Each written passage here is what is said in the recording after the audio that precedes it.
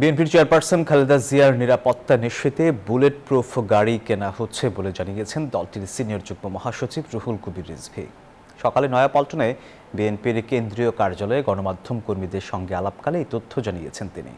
এ সময় তিনি আরও বলেন, সুস্থ থাকলে নির্বাচনী গণসংযোগে অংশ নেবেন খালেদা জিয়া। বলেন, বারবার অগ্নিকাণ্ডের ঘটনা মানুষকে ভাবিয়ে তুলছে। এসবের পেছনে কোনো পরিকল্পনা আছে কিনা তা ভাবা প্রয়োজন। ভারত চায় না বাংলাদেশে একটি স্থিতিশীল পরিস্থিতি বজায় থাকুক। এসব নির্বাচন বানচালের ষড়যন্ত্র কিনা তা খতিয়ে দেখা দরকার বলেও এ সময় মন্তব্য করেন তিনি। সেখানে আগুন ধরল একটি বড় প্রতিষ্ঠানে। এই যে পরপর পুনঃ পুনঃ ঘটনাগুলো, এই ঘটনাগুলো সত্যিকার অর্থেই মানুষকে ভাবিয়ে তুলছে।